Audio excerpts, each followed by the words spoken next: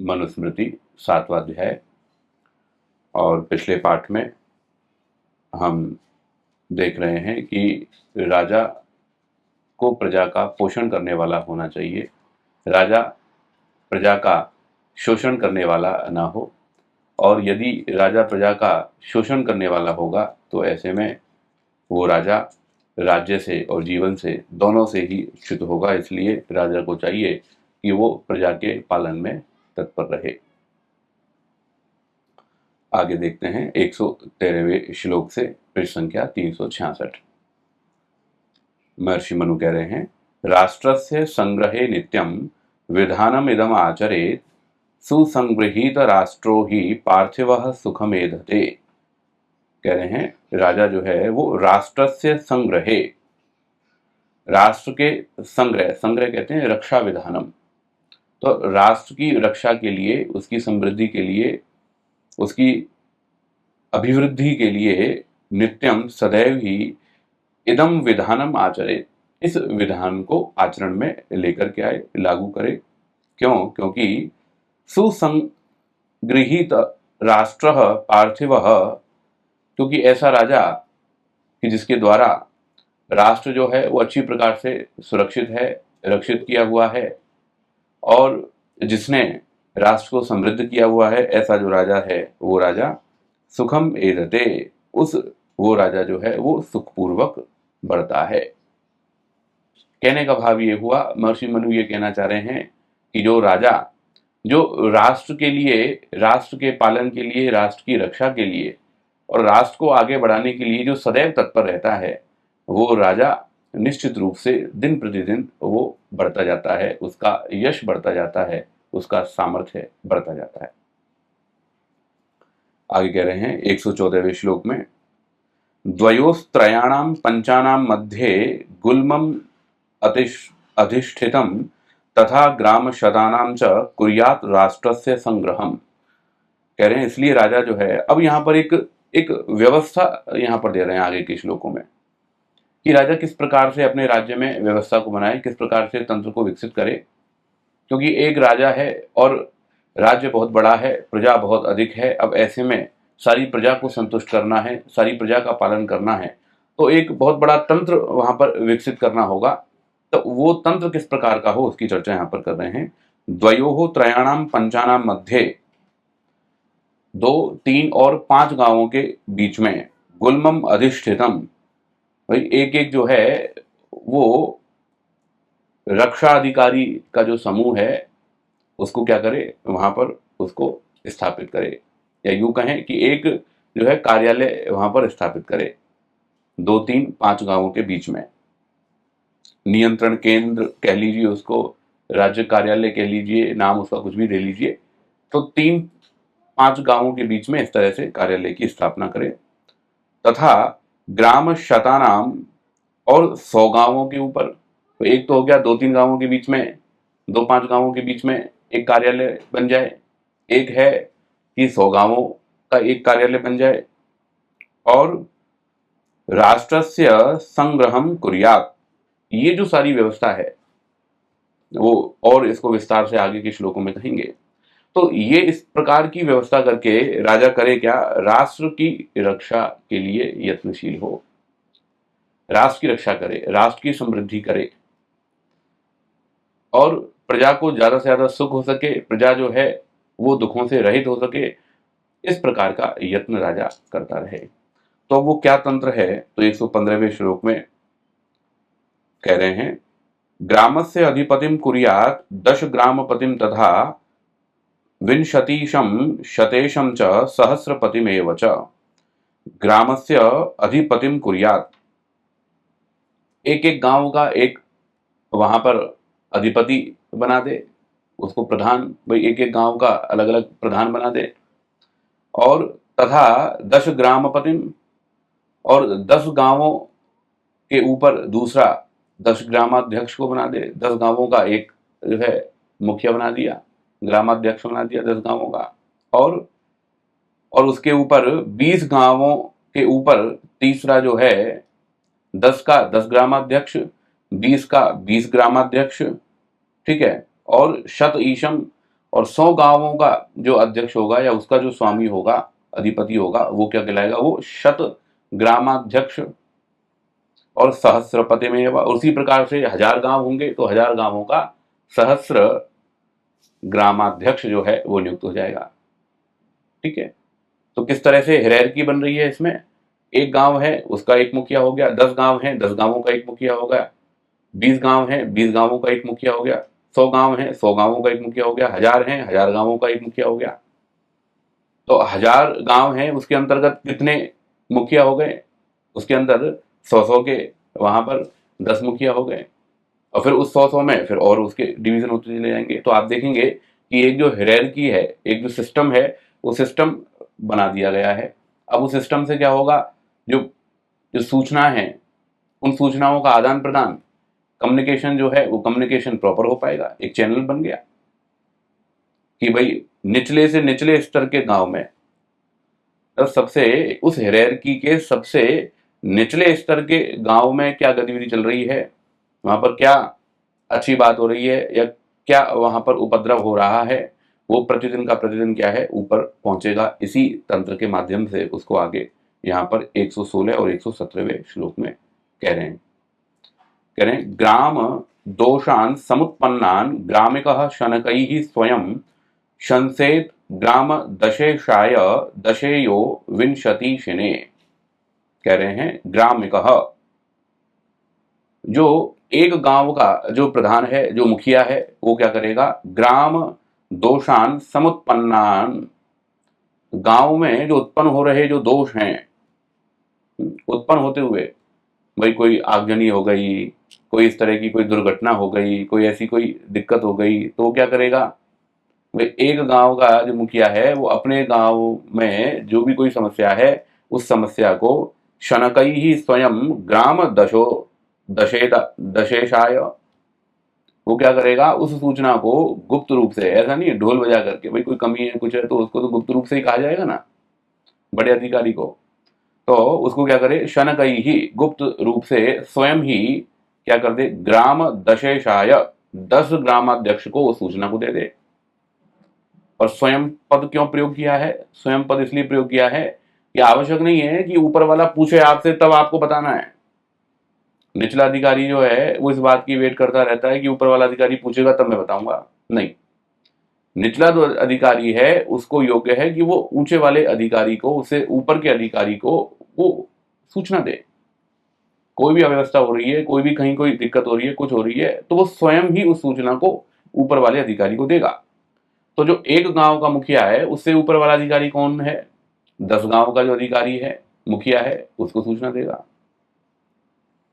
और दशेशः, जो 10 गांवों का जो स्वामी है, ईश है, वो क्या करेगा? वो विंशति, वो 20 गांव के अध्यक्ष को सूचना देगा। विंशति ईश ने, तो 20 गांव के अध्यक्ष को 10 ग्रामों के समाचार नित्य प्रति देवे। तो क्या हो गया? रोजाना हर गांव का, ठीक है, एक गांव का मुखिया है, ऐसे 10 गांव हो गए, 10 गांवों की अपनी अपनी बातें हैं, अपनी अपनी समस्याएं हैं। तो वो सारे जो 10 व्यक्ति हैं वो कहाँ रिपोर्ट करेंगे? वो रिपोर्ट करेंगे अपने ऊपर वाले 10 ग्रामाध्यक्ष को। और ऐसे जो है 10 ग्राम वाले 2 हैं तो वो क्या करेंगे? वो अपने ऊपर वाले 20 ग्रामाध्यक्ष को क्या कर देंगे? सूचित करेंगे। ठीक है, आगे कह रहे हैं विंशति शस्तु तत्सर्वं शतेशाय निवेदयेत् शंसेद ग्राम शतेशस्तु सहस्रपतये स्वयं। कह रहे हैं विंशति शह, जो 20 गांवों का जो अध्यक्ष है वो तत्सर्वम, उन सारे समाचारों को, 20 गांवों के समाचार को शतेशाय निवेदयेत्, किसके सामने रखे? जो 100 गांवों का जो स्वामी है उसके सामने, उसका अध्यक्ष है, उसको निवेदन करे कि भाई हमारे गांव में ये समस्याएं चल रही हैं, ये स्थिति चल रही है। और शतेशः तू, ऐसा नहीं है कि वो रुक जाएगा। अब जो 100 गांवों का जो स्वामी है, शतग्रामाध्यक्ष है, वो किसको देगा? वो सहस्र वाले को देगा। तो स्वयं सहस्र पतये, वो स्वयं ही आप 1000 गांवों के अध्यक्ष को क्या करेगा?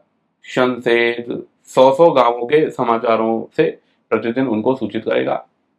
तो क्या हो जाएगा, जो सहस्त्र ग्रामाध्यक्ष है उस सहस्त्र ग्रामाध्यक्ष के पास में जो शत ग्रामाध्यक्ष हैं वो कितने हैं, वो 10 हैं। तो 10 जो सहस्त्र ग्रामाध्यक्ष हैं, शत ग्रामाध्यक्ष हैं, वो क्या करेंगे, वो सहस्त्र ग्रामाध्यक्ष को सूचित करेंगे। तो इसका मतलब क्या हुआ, 1000 गांवों की जो सूचना है वो उस सहस्त्र ग्रामाध्यक्ष को प्रतिदिन प्राप्त होगी। ठीक है, तो पता लगता रहेगा और फिर वो क्या करेगा, फिर वो ऊपर वाले अधिकारी को, अपने उच्च अधिकारी को रिपोर्टिंग करेगा। और ये सारी जो सूचनाएं हैं, ये सारी सूचना जाकर के कहाँ जाएंगी, राजा के पास में जाएंगी। ये क्या है, ये एक तंत्र है जो उन्होंने यहाँ पर बताया है, जो मनुस्मृति की व्यवस्था के अनुसार है।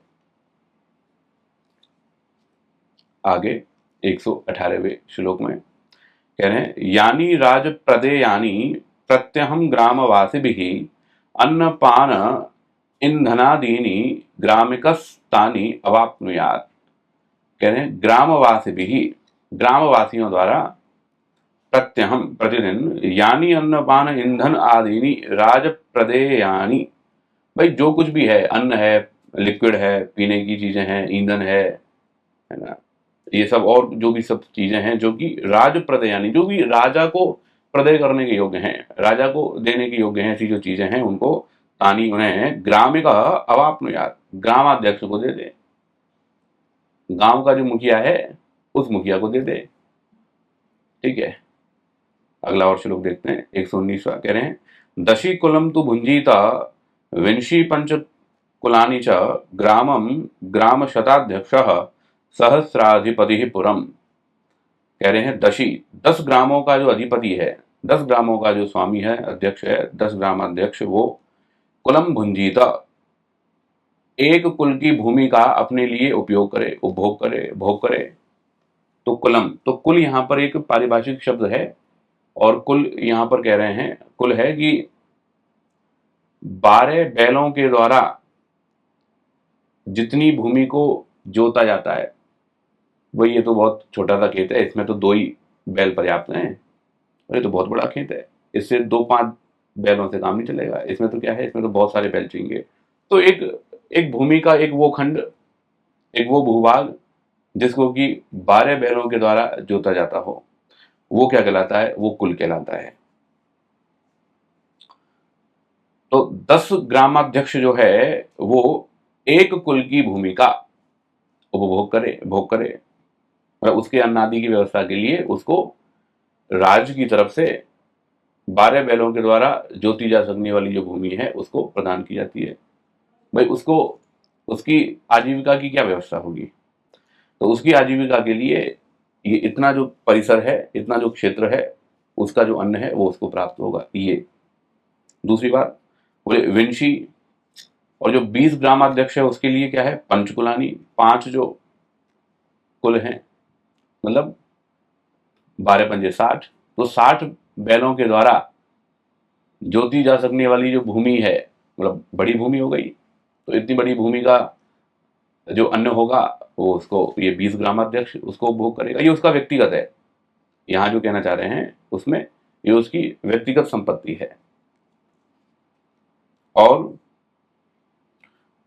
ग्राम शताध्यक्ष ग्रामम, और शत ग्रामाध्यक्ष जो है वो क्या करेगा, शत ग्रामाध्यक्ष गांव को, एक गांव, ठीक है, तो एक गांव की जो भूमि है और जितनी भूमि पर बैल आदि होकर के और अन्न उपजा सकते हैं, वो सारा जो अन्न है वो इसके अधिकार क्षेत्र में रहेगा। तो बहुत बड़ा भूभाग प्राप्त हो रहा है। और आगे कह रहे हैं सहस्राधिपति ही पुरम, और 1000 गांवों का जो स्वामी होगा, 1000 ग्रामाध्यक्ष होगा, वो एक नगर को अपने लिए उपयोग करे, तो नगर ही उसके लिए प्रयोग में आ रहा है। और इससे आगे बढ़ेंगे तो फिर क्या होगा, मंत्री लेवल का आदमी होगा तो फिर उसके लिए क्या होगा। तो अब यहाँ पर ये जो 2 श्लोक हैं, इन्होंने जिस तरह की बात कही है, 118वें श्लोक में जो बात है, इसमें विचारणीय बातें तो हैं। महर्षि मनु ने जिस तरह से कहा है कि जो राजा जो है वो राजा वार्षिक कर को लेने वाला हो, वार्षिक कर को ले।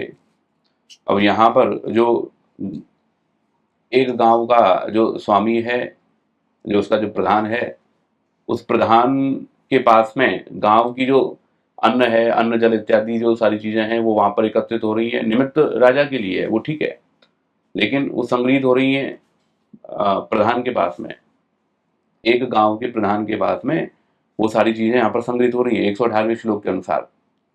तो अब ऐसे में प्रतिदिन संग्रहित होंगी उस ग्रामाध्यक्ष के पास में, और फिर आवश्यकता पड़ने पर वो राजा के पास में जाएंगी। इस तरह का मंतव्य जो है वो टीकाकारों ने प्रस्तुत किया है।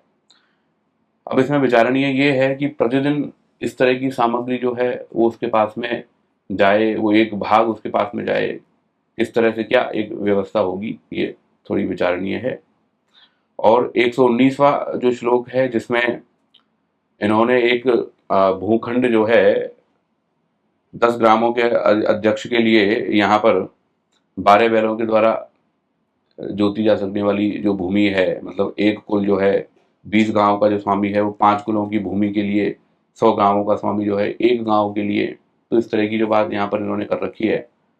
तो हालांकि अब आगे जो प्रकरण चलेगा, यहाँ पर भाष्यकार ने इस तरह से प्रस्तुत किया है, आगे जो प्रकरण चलेगा उसमें जो राज अधिकारी हैं उन राज अधिकारियों के वेतन की बात कही है, वहां वेतन की बात कही है, और यहाँ पर जो है, यहाँ पर जो भूमि है उस भूमि से उपजा हुआ जो अन्न है वो उसके अधिकार में रहेगा, उसकी व्यक्तिगत कार्यों के लिए, उसकी एक तरीके से आजीविका के उद्देश्य से वहां पर प्रयोग में होगा। तो इस दृष्टि को रखते हुए भाष्यकार ने 118 और 119वें श्लोक को प्रक्षिप्त की श्रेणी के अंतर्गत रखा है। तो अभी और विचार करेंगे इन विषयों पर, विचारणीय श्रेणी में हम रख रहे हैं इनको, विचारणीय है कि कैसे इस तरह से होगा जी, हो सकेगा। आगे देखिए 120वें श्लोक में कह रहे हैं, तेषां ग्राम्याणि कार्याणि पृथक कार्याणि चैव हि राज्योन्यः सचिवः स्निग्धः तानि पश्येत् अतन्द्रितः। कह रहे हैं तेषां, तो ये जो पूर्वाध्यक्ष जो हैं जिनकी बात इन्होंने कही, तो ये पूर्व जो अध्यक्ष हैं, एक ग्रामाध्यक्ष है, 10 ग्रामाध्यक्ष आदि आदि, वो ग्राम्याणि कार्याणि, तो गांव से संबंधित जो कार्य हैं, तो गांव से संबंधित जो व्यवस्थाएं हैं उन सारी व्यवस्थाओं को, और पृथक कार्याणि एवं ही, और अन्य सौंपे गए भिन्न भिन्न कार्यों को भी, पृथक कार्याणि, अन्य और कार्यों को भी, भाई एक तो गांव से संबंधित कार्य हैं या फिर अन्य कोई कार्य जो ऊपर से उनके लिए अधिकृत होकर के आया हो कि भाई आपको ये भी करना है साथ में, तो उन कार्यों को, उन सौंपे गए भिन्न भिन्न कार्यों को राज्य अन्य स्निग्ध सचिव अतंद्रितः पश्येत्। तो वो जो ग्रामाध्यक्ष हैं, वो जो 10 ग्रामाध्यक्ष हैं, वो जो 20 ग्रामाध्यक्ष हैं, शत हैं, सहस्र ग्रामाध्यक्ष हैं, तो इनको अपने अपने गांवों की जिम्मेदारी तो है ही, अब उसके अतिरिक्त जो अन्य जो और जिम्मेदारियां हैं जो उनको दी गई हैं, उन सब कार्यों को राज्य अन्य स्निग्ध सचिव, राजा का अन्य स्निग्ध, स्निग्ध मतलब उसका विश्वास पात्र, उसका बिल्कुल आंतरिक जो व्यक्ति है, उसका जो कोर व्यक्ति है, वो क्या करे, राज्य अन्य स्निग्ध सचिव, जो सचिव है, जो मंत्री है, उसका जो विश्वास पात्र घनिष्ठ अंतरंग जो मंत्री है, वो मंत्री क्या करे, अतंद्रितः पश्येत्, वो जो सारी व्यवस्था है, जो एक गांव के अध्यक्ष से लेकर के सहस्र गांव के अध्यक्ष तक के उन लोगों के कार्यों की जो व्यवस्था है, उस व्यवस्था को ये जो विश्वास पात्र जो सचिव है वो क्या करे, उन सारी व्यवस्थाओं का निरीक्षण करे। तो सचिव का काम आसान काम नहीं है, मंत्री का काम सरल नहीं है, सारा जो काम है, सारा काम ही सचिव का है, सारा काम ही मंत्री को देखना होता है। राजा को तो क्या होगी, राजा को इतने सारे जो सचिव होंगे, जो अलग अलग क्षेत्र के सचिव होंगे, आगे कहेंगे, तो अलग अलग क्षेत्र के जो सचिव होंगे वो सारे सचिव क्या करेंगे, फिर अंततः वो राजा को रिपोर्ट करेंगे। अब देख रहे हैं ये क्या हो रहा है 120वें श्लोक में। पहले तो क्या था, एक गांव वाला 10 गांव वाले को, 10 ग्राम अध्यक्ष को, इस तरह से चलते चलते सब जो है किनको देंगे, 100 ग्रामाध्यक्ष 1000 ग्रामाध्यक्ष को सूचना देंगे। अब ये जो 1000 ग्रामाध्यक्ष है उसके ऊपर कौन है, उसके ऊपर है सचिव। तो ये सारे जो हैं वो किसको सूचना देंगे, वो सचिव को जाकर के रिपोर्ट करेंगे। सचिव जो है वो इन सब पर क्या रखेगा, वो इन सब के कार्यों पर, इन सब की गतिविधियों पर अतंत्रतः, आलस्य रहित होकर के क्या करेगा, उनको देखेगा, उन पर निरीक्षण करेगा, उन पर अपनी दृष्टि रखेगा।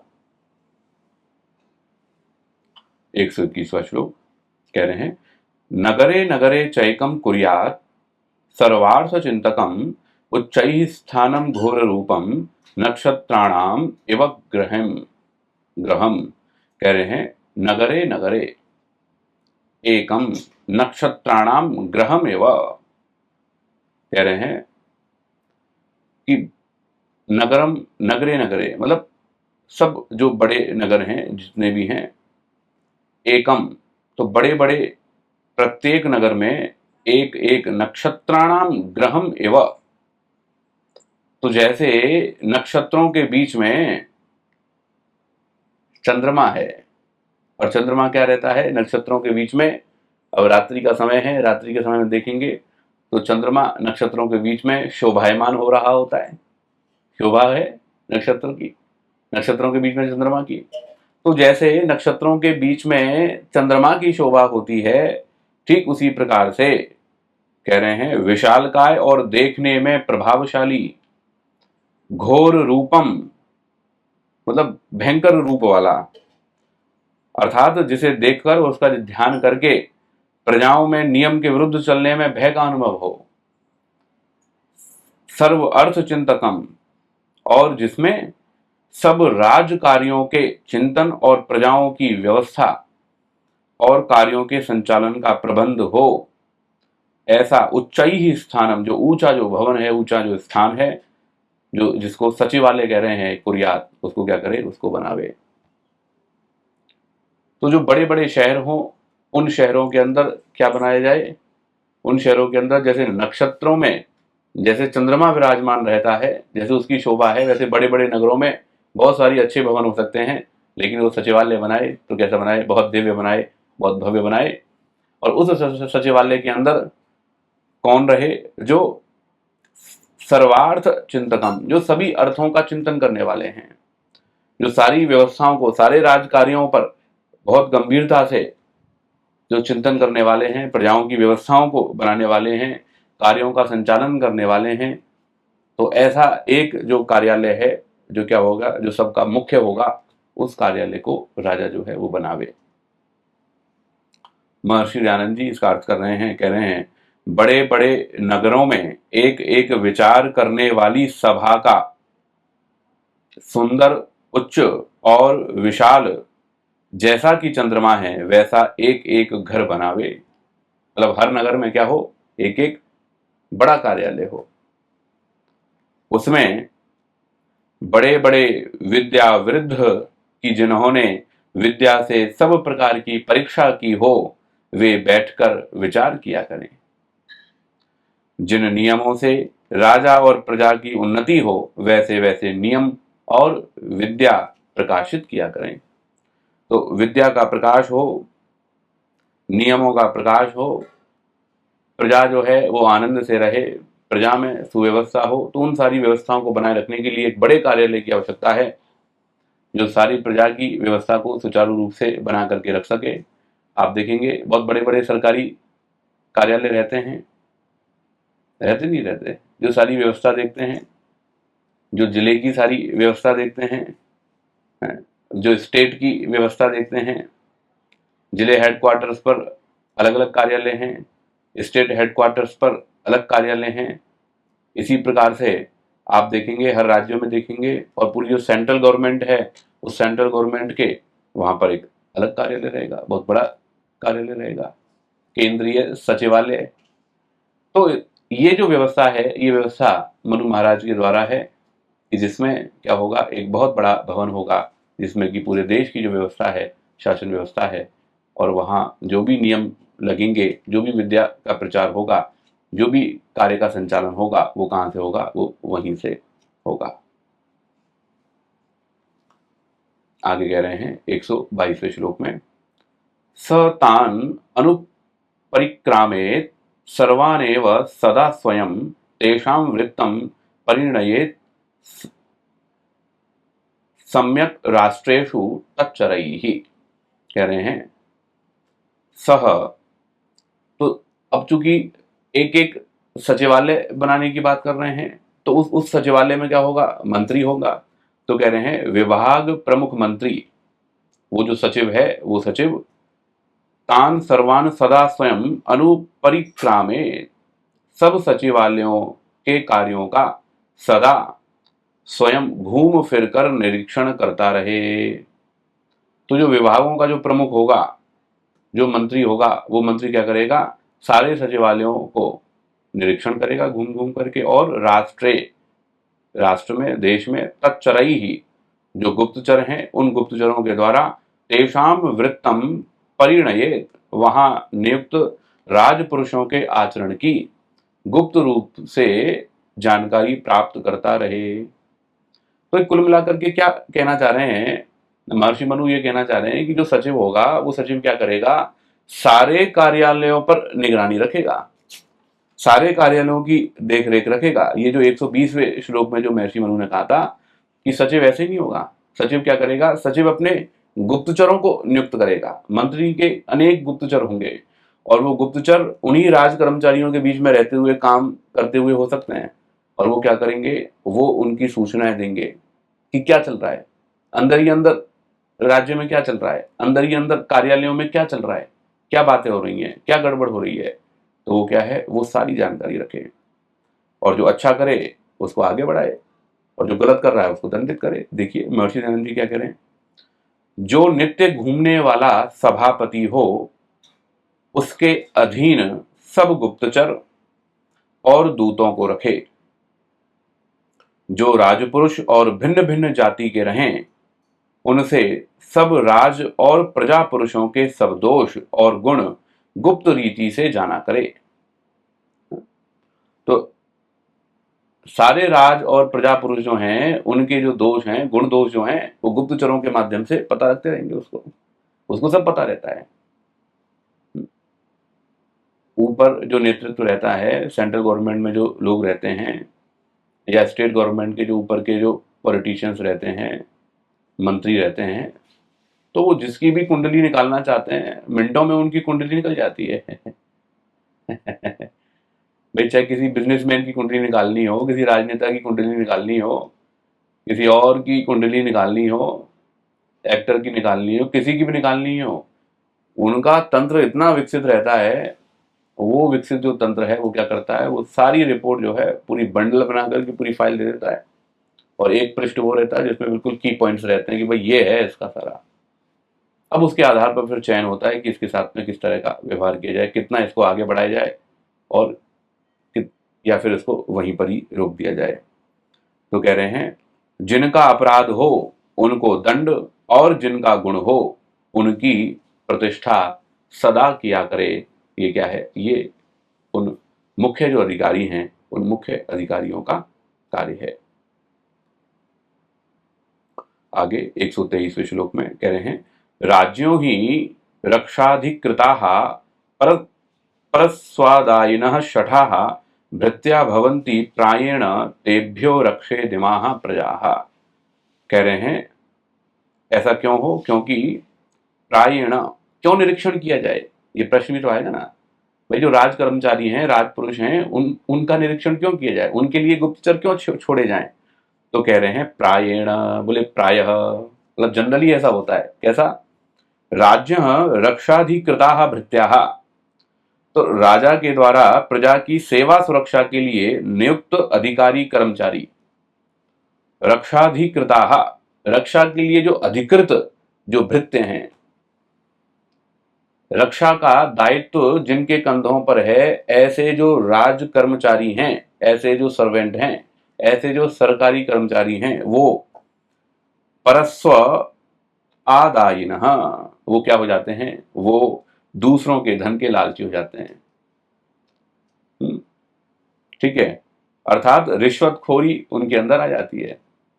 आप देख लेंगे गवर्नमेंट के कार्यालयों में रिश्वतखोरी का जो है वो रहती है। तो उसके लिए क्या है, उसके लिए तंत्र रहता है जो उसको पकड़ता है इस तरह की चीज़ों को। और कह रहे हैं कि ये प्रायः ऐसा है कि जो राज कर्मचारी हैं, राजा के अधीन जो काम करने वाले और उन बड़े अधिकारियों के अधीनस्थ जो अन्य जो लोग हैं, ऐसे निचले जो लेयर के जो लोग हैं, वो क्या हैं, वो सब गड़बड़ करते हैं। और परस्व आदायिनः, और कह रहे हैं शठाः, और जो धोखा करने वाले हैं, बोले भवंती होते हैं, तो ऐसे होते हैं, धोखा करने वाले भी होते हैं, लोभी लालची होते हैं। तो कह रहे हैं उनके लिए तेभ्यः इमाः प्रजाः रक्षेत। तो तेभ्य है तो उन ऐसे लोगों से, उन ऐसे शठों से, उन ऐसे मक्कारों से, उन ऐसे लोभी लालची रिश्वतखोरों से कह रहे हैं राजा जो है वो प्रजा की रक्षा करे, मतलब ऐसी व्यवस्था करे कि जिससे ये जो गड़बड़ियां हैं ये गड़बड़ियां ना हो, और प्रजा का जो धन है वो धन उनका सुरक्षित रहे, और जो कर के रूप में जो मिल रहा जो धन है, राजकोष में आ रहा जो धन है, उस धन का प्रजा की समृद्धि के लिए, प्रजा की उन्नति के लिए व्यय होता रहे।